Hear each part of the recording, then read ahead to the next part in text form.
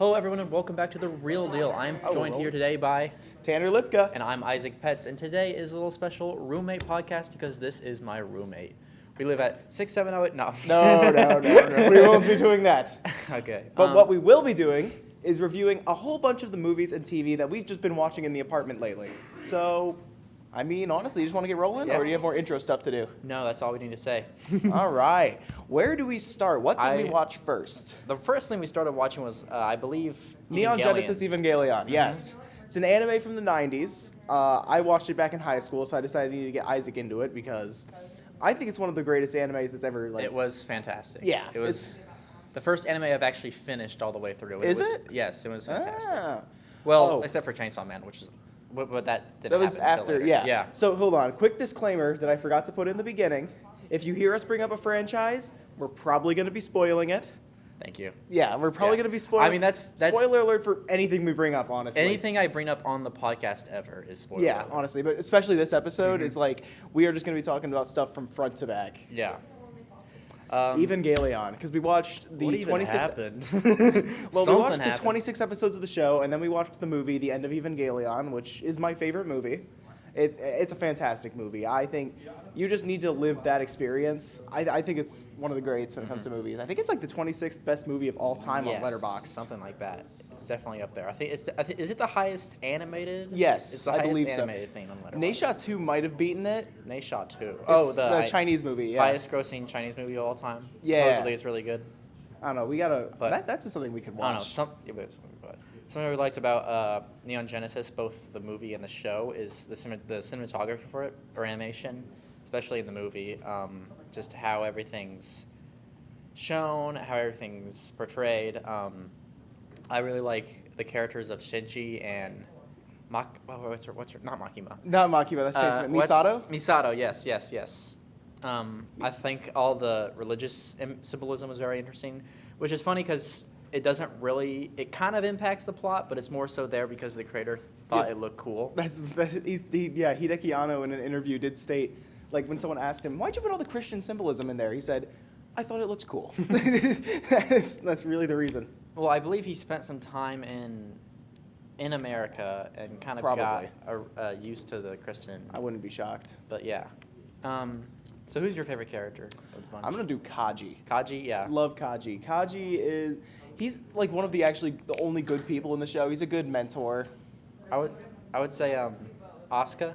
That's how you say her name, right? That's probably my favorite. Asuka is a very well written character because the way they do her, they portray narcissism really, really well.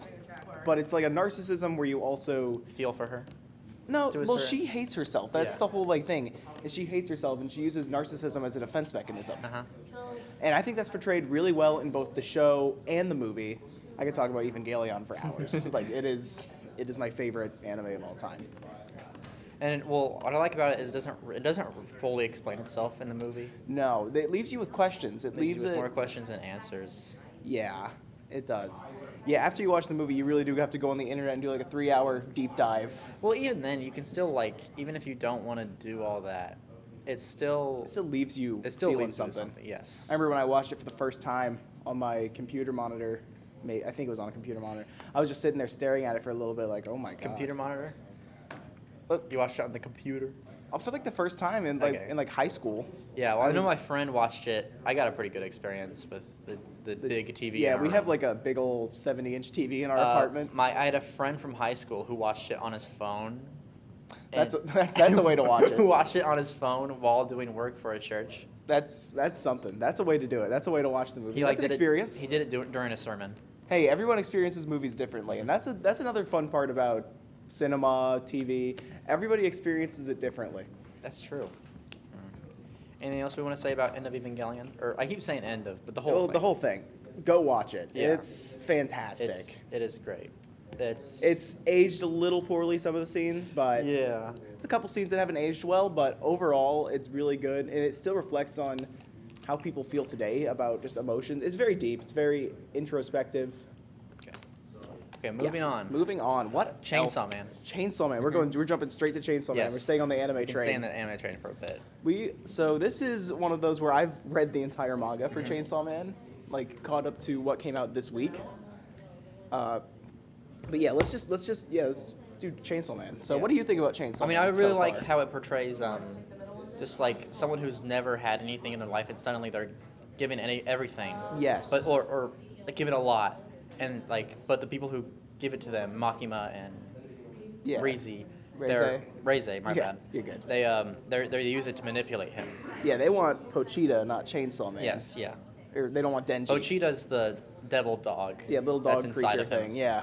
That doesn't control him. It's his heart now. It's his heart now. Yeah. Yeah, he made a pact with Pochita. Who's a devil. Yeah, Pochita's a little devil. He's a little chainsaw devil. And Denji and Pochita got attacked by the mafia because Denji's dad was in a lot of debt before he died. And Pochita said, hey, show me your dreams and I'll be your heart so you can keep living. And the whole world is populated by different devils based on based on the fears of humans. Humanity's fears. So there's there's a chainsaw devil, there's a gun devil, I believe there's a sword devil. Well, we've seen Katana Man. We've seen okay, yeah. The Katana guy, yeah. Okay. But yeah, I really like it so far. I'm excited to see where it goes with it. How far ahead is the manga from? Very. Okay, so we're pretty far behind. Yeah, we have a lot of ground to cover. In terms of what has come out. Yeah, we have a lot of ground to cover. Mm-hmm. The movie was fantastic. I will say I liked the movie better than the show. I liked the animation in the movie better than the show. The animation was better. I kind of like the story a bit better in the show. Did you? Yeah. I don't know. Just because, I don't know. I mean, the movie is a direct continuation of the story. Yeah. But yeah, it's the end of part 1, right? No, we are nowhere close to the end of part 1. Oh, what? Yeah, no, we still need to. Yeah, part 2 is like the second saga of Chainsaw Man. Okay. No, we haven't even ended part 1. We're nowhere close. Okay. But the movie was fantastic. As someone who read the manga beforehand, fantastic. They did Reze great, I think. Just trying to think of things. Animation was beautiful. Mm-hmm. I feel bad for the poor animators that were probably forced to do that because MAPPA doesn't exactly have great working conditions. Record. No, they don't have a good track record. Especially when they're forcing these guys. Because what has MAPPA made in the past while? They made Jujutsu Kaisen. Mm-hmm. They made. Are they currently working on Jujutsu Kaisen? I mean, it's another JJK movie coming out. Okay, so yes. yeah. MAPPA. They did the last season or 2 of Attack on Titan. And that supposedly looks really good, right? I mean, it looks fine. Okay. I mean, again, you watch Attack on Titan for the story, and I think it's a fantastic story, but we haven't watched that yet, so that's not part of the podcast. What else has MAPPA done? It's probably some very obvious things I'm forgetting. I like when Chainsaw Man turns into a chainsaw. That is pretty sweet. I do like that part. I do like when he turns into a chainsaw. That's pretty cool. Right. You have any more thoughts about Chainsaw Man? Like I said, I'm excited to see where it goes. I know it goes in crazier directions. Yeah, I'm excited for it. I don't know. I'm still pretty new to this whole anime thing. I'm still figuring it out. Still figuring out anime. Still suspicious. Still suspicious. I like that. Yeah. Where do we want to go now? Our little zombie anthology. Not anthology. Yeah, the duology. Was it only 2? Did we watch? We only watched 2. Did we watch a third? I thought we watched a third zombie movie. What third one would we have watched? No, we didn't. Yeah, we only watched 2. We only watched 2. We watched, at the beginning of October, we wanted to watch a horror movie every day. That didn't happen. We got sidetracked. We started watching garbage like Norbit. Was that October? We watched Norbit. No. Okay. Yeah, we watched Norbit in October. Okay. We absolutely did. We'll cover Norbit in a little bit. We will definitely be spending a lot of time. We'll be spending a lot of time on Norbit. Mm-hmm. But yeah, Night of the Living Dead and Train to Busan. I love Night of the Living Dead. You love Train to Busan. I'm not a big fan of Train to Busan. Night of the Living Dead, it is a cinema staple. That's really the first time they did zombies in movies, right? Zombies in movies. We talked about this last time. First time you see a black character in a hero role for a horror movie. Is Night of the Living Dead. Yeah. I think it is weird. They did switch main characters halfway through. Yeah. First it was the lady. Happens in Psycho too. Does it? Have you ever seen that movie? I have not seen Oh, Psycho. okay. Well, you can't talk about it right now. Yeah, they kind of jump main characters from the lady. It tricks then you. she kind of goes crazy and doesn't do anything for the entire movie. Yeah. Well, the one reason it wasn't a 5 is just because some of the characters are so underwritten, especially the female characters. Yeah, I agree. The little girl zombie part was really cool to me because I didn't think they were gonna do that because movies they wouldn't do that today. You don't think they would do that today? Maybe not. No, I feel like. Oh, like killing a kid or killing a little kid and then turning him into a zombie. No, they wouldn't do that in a modern movie. So that was really cool to see. It happened in Halloween. Well, he didn't. The new Halloween. Oh, He okay. didn't turn into a zombie, obviously, but Michael Myers killed a kid in that one. Fair enough. I like that they actually like did that. Like that was a cool thing to see. Like you don't see that in movies, and it's I want to see them take that like extra mile. It was 1968. It was right after the Hays Code got repealed. Yeah. So they were just doing whatever. Yeah, they they were wanted. allowed to do whatever now. Around that same time was Rosemary's Baby, what's it called? American Cowboy. I don't know. Midnight Cowboy. Midnight Cowboy, yeah. Yeah. You know what I'm talking about? I think. Okay. Yeah. Around that time, so like movie studios were like, they were allowed to show a lot more and do a lot more. And Yeah. The Night of the Living Dead is like a couple months after. the Yeah, Hays so Code they got were repealed. kind of just went crazy with it. Yeah. Because they were like, we're free, we're gonna do all this And cool they show stuff. a lot of guts. Guts. Yeah, like I think they even threw some nudity in there just for the love of the game. Yeah. That did kind of throw me off because you don't Yeah, there's usually like see one naked zombie and that's yeah, it. there's one naked zombie lady. They just did just to have a naked lady in the movie. That's what it feels like. Yeah. It feels like they just threw that in there because they're like, we want to see this lady naked. Make You her see a that a naked lot zombie. in 70s movies too. It's like every opportunity they get, they show nudity. Interesting. I feel they haven't been doing that as much lately, obviously. Yeah. I feel like the culture has changed. Yeah, it's Culture not, has really changed. It's not as much of a, what's it called when you don't get as much of it? Novelty? Yeah, it's No. not as much of a novelty Yeah. as it was when the Hays Code got repealed. Yeah, I guess so. Yeah, I see the vision. I see the vision. Okay. What about there was something you don't like about Train to Busan. Night of the Living Dead. Well, I didn't like it when I watched it. I still think it is. I get why they're doing it when the main character is shot at the end, and then the whole movie was kind of for nothing. I get why they did that, and I think it is a great representation of like race relations back then, and just great symbolism. Fantastic. Kind of killed the acceleration of the movie though. Well, the movie's done. I know, but instead of like using the brake pedal, they kind of just crashed it into a tree. Okay, I guess. I don't know. I think everything you said about what it says about race relations at the time, I think it pulls the movie together because like I do think it's great, especially because there's earlier stuff about race relations between the really angry guy yeah, it's all and our main implied, character. but then it like comes to the forefront at the very end. Yeah, and again, I think it's very well done. I was like, damn, nobody survived. That's lame. Yeah. Okay. Moving on to Train to Busan. Train to Busan. I loved this movie. It was fast-paced. You didn't have the slow shambling zombies you usually do. You had like the Left 4 Dead zombies where they are just sprinting. Never seen 28 Days Later? I have not seen the days It's the later. same thing. Is it? That's part of the reason. That's part of the reason I was not nearly as excited about this movie because I had seen stuff like this before. Yeah. And it was like, yeah, it's zombies, but they're on a train. And I don't know. I feel like sure the action was cool, but I didn't feel like I needed to see this one. It was really cool though for me. Especially I did like the story. It made an antagonist that you do really love to hate with that billionaire guy who owned the train company. You really did love to hate him because he killed off like most of the main cast. Yeah. He slaughtered. Yeah, thinking about it now, because you got the kid on the baseball team and his girlfriend, and he killed those two.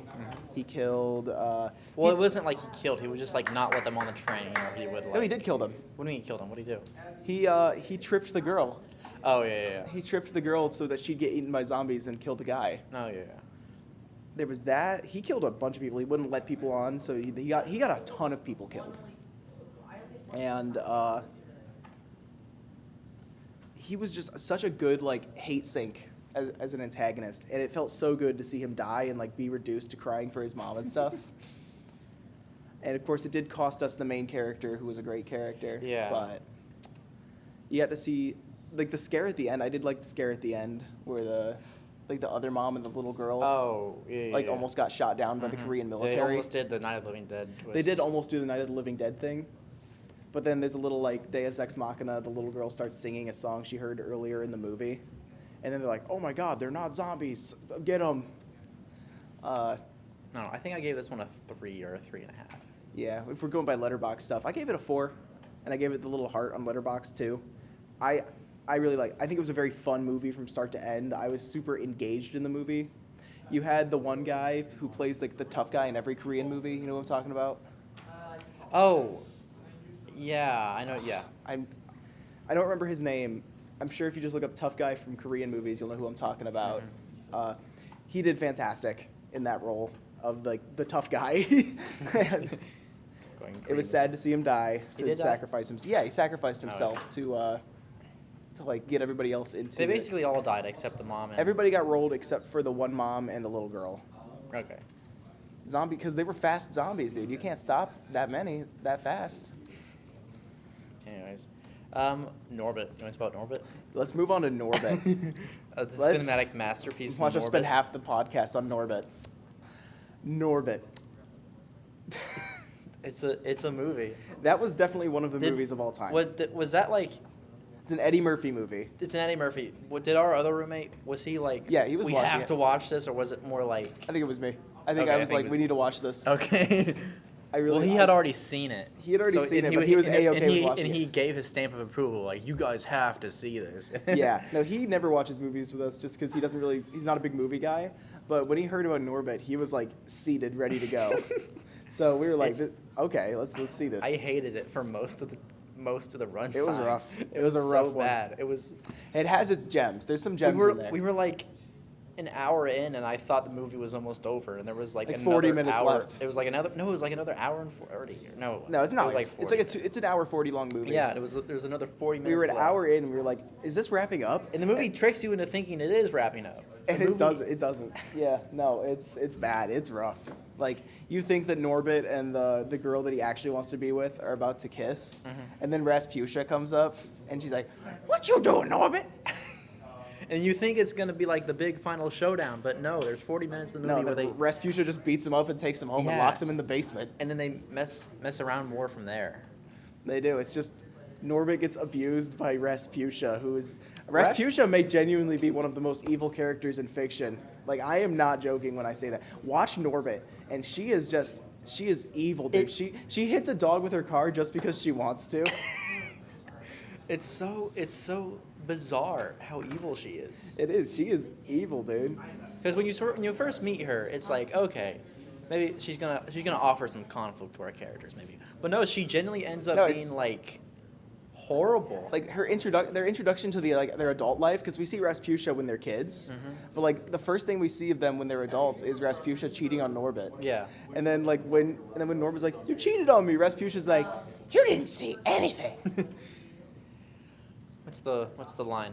Oh, I don't weigh 300 pounds. Yeah. I weigh Okay, 165. that was one of the gems of the movie when they were at the water park and Rasputia was trying to go down the slide because Rasputia got jealous because Norbit was watching the other girl go down the slide, and like the lifeguard goes to Rasputia and she's like, "Hey, there's a 300-pound weight limit on the slide," and Rasputia's like, "I don't weigh no damn 300 pounds. I weigh 165. How you doing?"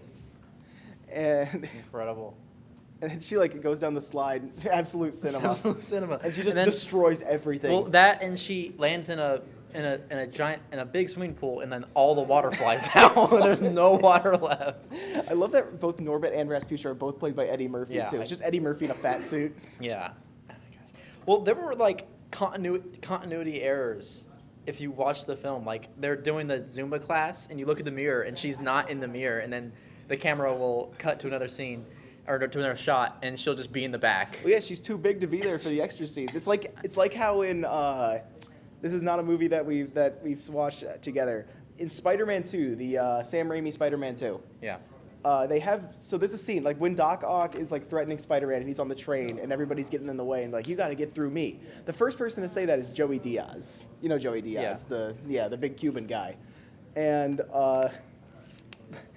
if you look at every other scene in the train, he's not an extra. He's only in that part where he goes out and he's like caked in sweat and grease and he's like super scared. He's like, "You gotta get through me." That's the only time you see him because he's too big to be on the train. He was huge. You told me he was also supposedly on cocaine. Oh, absolutely, yeah. During that, he probably thought the Doc Ock was real because those arms were practical effects, dude. Yeah. And he was like all jumped up on cocaine. Like you can tell if you go to that scene in the movie, he's like caked in sweat and grease. He's definitely high on cocaine. It's crazy. Okay, so most of Norbit was horrible. Yeah, Because it's just Norbit does something evil. Not Norbit. No, Rasputia. Rasputia does something evil. They make a joke about her being fat, and then Norbit's like, "Oh man, I hate my life," and then the movie just repeats that over and over again. Oh, and then you have the guys in the mafia, not the mafia, but like the gang affiliated. Was that who were those guys in real life? I recognized one of them. I know I should know this. Is it Andre 3000 or is it? Is it Andre? No, I don't think it's Andre. Hold on, I'm pulling up Letterboxd. I know I'm on my phone during the podcast. Oh no. Always on that phone. Always on that phone. Who played Terry Crews? What? No. He played one of the gangsters, but not the two. Not the two who? I don't know. The pimps. Oh, the pimps. Yeah. No, that was what's that comedian's name? Sarah, pull it up. Sarah, pull up the comedian's name. I can't think. Eddie Griffin. Eddie Griffin. Okay. Eddie Griffin. It wasn't. Yeah. Eddie Griffin. Terry Crews was one of the one of like the gangster Mafia. brothers. Yeah. Yeah, the mafia guys. Well, what saves this movie is the last 20 minutes. 20 minutes. We haven't even talked about like the super racistly written Asian guy who was also played by Eddie Murphy. Oh my gosh. We're not even going to touch on that. No, it wasn't even like we didn't find this out later. We were watching the movie and like he had a scene and me and Tanner looked at each other like, because he had shown up multiple times before, but me and Tanner looked at each other. We were like, "Is this guy? This guy's not." Yeah, that's Eddie Murphy, isn't That's Eddie Murphy. Yeah. It's like, and I looked it up and it was like, oh yeah, that's absolutely Eddie Murphy. Yeah. Great. But yeah, no, he was like the most racist depiction of a Japanese character. Well, probably not the most. I'm sure there's movies that are more, but it was pretty rough. Like he fit the movie's bad. Movie's bad. The movie's just bad. But it was really funny when Rasputia got a harpoon in her butt and she ran off at light speed. That's what saved the movie. That's what saved the movie. That bumped it up a star. That bumped it up half a star for me. Yes. Like that single scene of Rasputia getting a harpoon and running off. Like that was really funny. She like sped up. Yeah, she like runs off at like light speed. I don't remember what happens after that. I remember the other one. The other Rasputia becomes like a stripper in Mexico. Oh, I do remember that. Yeah. I don't know. It's a wild Weird movie. Funny movie. Honestly, if you're looking for a funny bad movie and you have like an hour and 40 minutes to kill, put on Norbit. I don't know, man. We were struggling. We were kind of struggling. We were struggling like halfway through. I don't know. If you want the experience that we've been talking about, watch Norbit. If you want to talk to us about Norbit, watch the movie. Yeah. All right. What else? Smiling Friends. Smiling Friends That's season 3. That's the big. That's the big ticket item of this podcast. I think that's my favorite season so far. Favorite season? Mm-hmm. Season 1 was really good. Season 2 is also solid, but Unless it had they some stinkers. Completely mess up the rest of the season. Yeah. Season 3, episode 1 was rough. Mm-hmm. Like Silly Samuel was not fantastic. I thought the show was over at that point. You thought, yeah, because the B plot for that episode was really good. The health inspector guy, I have to check these walls. It was funnier, but it wasn't that much funnier. I really liked the health inspector. He was funny to me. Is it which one is it? Is it Michael Cusack or Zach? No, Zach plays the health inspector. Okay. You can always tell when Zach's gonna play a character just by how they're he's drawn. always like they're always like disheveled and like yeah. He voices the witch too in the 4th one, right? Yeah. Okay. And all of the other witches in the show, because there's been like a couple other witches. Oh yeah. A sexy old witch like Yeah. me. The 4th episode. Spare time for a sexy old woman like me. The 4th episode of the new season is. Yeah, the Halloween It's so episode, good. Curse of the Green Halloween Witch, absolute cinema. So good. It was really well It's done. It parodied a bunch of like those old internet creepypastas that were like Dead really Bart. Like I'm thinking more like Squidward's. like Sonic EXE, Okay. Squidward, the Squidward Red Mist one, stuff like that. It parodied those really well, with all of the characters acting really poorly out of character because no one knew how to write, because they were like 12-year-old kids. Yeah, it writing was them. all like 13-year-old kids writing horror stories about. So they wrote all the characters super out of character, which they did in this episode. Like everybody was being mean to Pym for no reason. Like Pym, and they're then, not even normally mean to him. Yeah, no. And then everyone was bullying Pym, and then you had Pym committing murder, which yeah. I'm It was surprised really he didn't curse. You'd think Yeah. if he ever cursed, It would have he'd been say then. it there, but he did not. No, he didn't. That's the one thing they kept Oh, consistent. the shot-for-shot recreation of Poltergeist. when Charlie was like, Charlie's melting. face falls off. That was good. That was cool. How do they do that? How did they do How that? did they do man? that? Yeah, the claymation at the start was really fun. They made a whole like short film. Just whole for the little start of little this minute episode. short That's out of crazy. claymation. That was awesome. I have no complaints about the Pyramid Head cameo was awesome. What? They Why got is he here? permission from Konami to do that. They're in the credits. I know. Like it doesn't even. impact. It doesn't impact the plot. It's just they just did that because it's funny, and I love that. I love that they just threw Pyramid Head in there for no reason. Still haven't played Silent Hill 2. I kind of want to though. I need to play the Silent Hill games. I don't know. I never play those like long narrative horror games like that. I haven't played the Resident Evils. I haven't played the Silent Hills. I don't know. I'm always playing dumb stuff. I'm on a big Fortnite kick right now. Oh, Simpsons. Can we talk about The Simpsons? It's something we've been watching with our hands. What? No. Something we haven't really watched The Simpsons. We've watched the Fortnite Simpsons. We watched the. We've watched it by plane. No. I think we can talk about Simpsons and Fortnite. Fine. I know we're not supposed to cover Fortnite anymore in the real deal. Oh, is that? Oh, yeah, I forgot about that. Okay, yeah, sorry. No, we can't talk about it. We've talked about Fortnite too much in the real deal. Yeah. Sorry about that, real dealers. All right. What else have we watched? The Three Watchmen. Stooges. We watched a couple. Oh, yeah. Okay, let's cover Watchmen's a big Watchmen. one. Watchmen's probably my favorite superhero movie of all time. Yeah. I loved that movie. I do really enjoy that movie a lot. I just think it pales in comparison to the novel or the graphic novel, and I think there are some aspects of it that I don't think the director fully understood the original novel. I think it was a fantastic movie. I think it was a good movie. I think there's little changes, like the fact that the team itself is called Watchmen feels weird. I think that's petty. But it's like it just feels like, oh well, the team has to be called a Watchman because the book's called a Watchman. It's a good movie. It doesn't matter what the team is called. They did the characters justice. Rorschach was good. Obviously a terrible person, but Rorschach was awesome. Dr. Manhattan's great. The Night Owl and Silk Spectre. Well, they removed one of the most essential parts of Dr. Manhattan. What? And that's that he doesn't have any control over his own actions or anyone else. He said that. He didn't say that. He was kind of like, I'm pretty sure he said that in the movie. Oh. He didn't fully.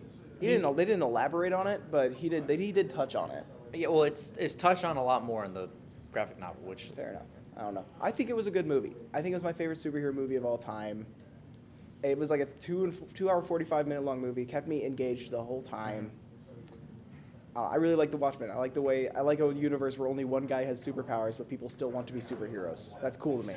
Well, that's another issue. They basically do have superpowers, like Rorschach and Night Owl, just the way they're flipping around and stuff. Hey, that's just peak human condition. I don't know what you're talking about. That's just every character's Batman now. I don't know. I don't know what you're talking about. Well, it's like, yeah, in the comics they're a lot more grounded, a lot more like fist fighting. They're not doing a bunch of crazy flips or anything. Yeah, I get it. That's the main difference. There is a couple more things I want to cover. I know we only have a couple minutes left. I was wondering if we could bump up the time because I got a couple things still. What? Because I still want to cover Donnie Darko, Look Back, and Friendship. Let's do Donnie Darko first. Donnie Darko. That's something. That's something. That was something. That was a movie. I liked it. I liked it a lot. Don't get me wrong. Weird one though. Weird one. It was a thinker. I had to sit there afterwards and look at the screen for a little bit. He creates two timelines, one where he lives and one where he dies. Well, no, I think the way it was done. By going back in time. I think he was in the timeline where he lived, but he sacrificed himself to create the timeline where he died, but the universe was saved. Okay. And I think that's kind of what Frank the Rabbit was doing. I loved the character design on Frank the Rabbit. If you don't know what he looks like, look him up. I'm sure you'll have seen him somewhere before. He was just in the last episode. We just brought him up in the last episode. Did we? Yeah. That's pretty cool. Of the podcast. Oh, I wasn't here, so I wouldn't know. But,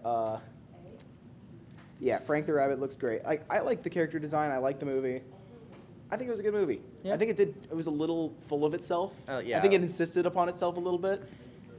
But definitely. There were definitely some parts that were just there was definitely some parts where it was only scholars will get this. But I think overall it was still good. Yeah. Friendship, I really like this movie. I almost give it a 5. I decided to bump it down to 4.5 once I became more sensible. That was a weird movie. Dude, it's like that's what it's like being. It's like it's like an hour and a half long Tim Robinson sketch, from I Think You Should Leave. Yeah. And it does kind of work, but there's definitely a lot of parts for me that didn't land or were just so. And I get that the part of Tim Robinson's comedy is being so awkward that it's hard to watch, but it was really, really hard to watch. Well, I think that works better here because it is like a thriller and it is supposed to make you more uncomfortable than make you laugh. It was kind of just awkward the whole time, and it was kind of just how is this character making the worst possible decisions every single time? Well, some people just do that. not to the level that he was. In the movie, it was like almost unrealistic, and I get it. That's part of Tim Robinson's comedy and all. I don't know.